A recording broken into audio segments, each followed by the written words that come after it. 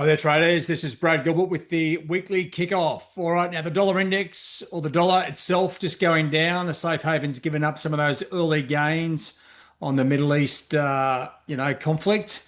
We're seeing a bit of a risk-on profile, and commodities and oil sort of kicking into gear now. Just if you've been hiding under a rock, tension in the Middle East. There's chance for this thing to escalate into a broader regional conflict. What does that do for us? Well, I don't know because you know what? The safe haven trade's been on for about a day or day and a half, 2 days, and it's already off, right? So the markets are getting really disinterested with this. But what we can see very clearly to start the week, US equity futures going up. That's going to drive global equities higher. We're seeing euro, sterling, Aussie, Kiwi higher. And it's a bit of a mixed reaction, right? The dollar's going down, but not the safe havens, Swiss and the yen. They are going up, right? So a bit of an unwind there. And you know what? It sort of feels like some of these bigger, governments or entities are trading the markets on the back of this because it's sort of, the cycle of getting into the safe haven trade and then out, as I said, lasts for about a day or two, and then it's a complete sort of swing around. So probably something prime time pro should be used to sort of really get in and out. But let me just have a look. Like the price action here around the general markets, right? Geopolitical events.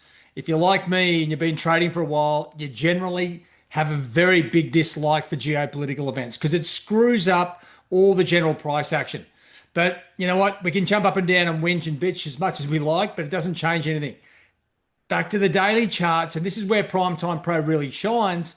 There's no noise here, right? You look at the daily charts compared to the hourly charts. This is like walking into a library. The other one's like being at a crazy sporting event, right? Where everyone's screaming and shouting, right? So maybe keep a track of your daily charts from here really gives you the edge, right? And if I just come into the markets now, just look at the live trade signals. Okay, I'll just come back to the live trade hub. You'll see a number of the majors lining up, but we're not getting the right timing of the trade just at the moment. And that's, you know what, it's Monday. The markets are reconnecting.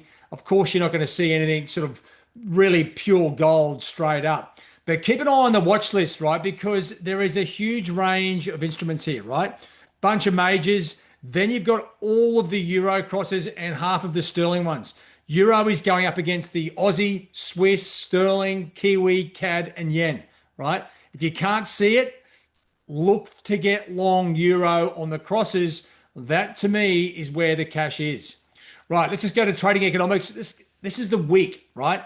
The fundamentals that may impact the market coming out. Now, I don't know if the Chinese are doing some dodgy numbers, but pretty good outcome there for the year-on-year retail sales figures. Much better than forecast. Now, we've got a bunch of central banks this week, right? No changes expected. Bank of Japan, we've got the Fed and let me just scroll down, and the Bank of England, right? So what the market will be waiting for is to hear from the Fed about what the plan is going forward, right? The general theory around what was going to happen with the tariffs, right?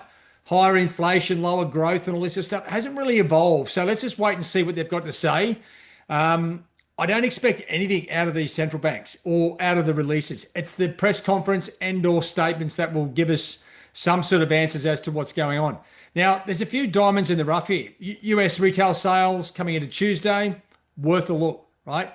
UK inflation numbers on Wednesday, absolutely, right? This is ahead of the Fed, right? The Fed, it's a big event. It always is, regardless if they're changing rates or not.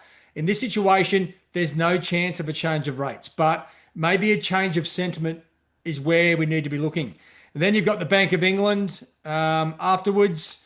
That's worth having a quick look at as well. And then, you know what? Some Japanese inflation numbers. Wouldn't hold your breath at the moment because the safe haven trades are dominating, not the fundamental data. And that's pretty much all we've got. UK retail sales to finish the day. So there's good things happening and there's opportunities here and there in between. What we need to sort of work out is, can we take advantage of those opportunities around the general flow in the market? My suggestion is keep an eye on the live trade signals. Whoops. And that can sort of guide us into the easiest trades. And as I was saying, right, that the daily charts, is where the good stuff is, right? If you're trading the dollar, trade on the daily charts. My suggestion, as I said before, with the live trade signals, look to the euro crosses, right? They are hitting it out of the park.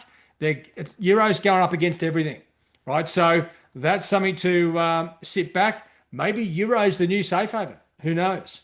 All right, guys. So that's it from me. I'll keep track of the data as we go through the week. I'll give you some more updates tomorrow on what to focus on, what trading instruments, and what data is going to come out and impact the market.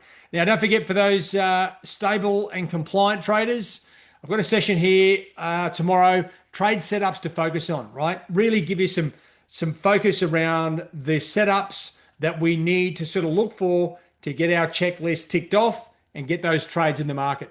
All right, guys, have a good week. All the best. Cheerio.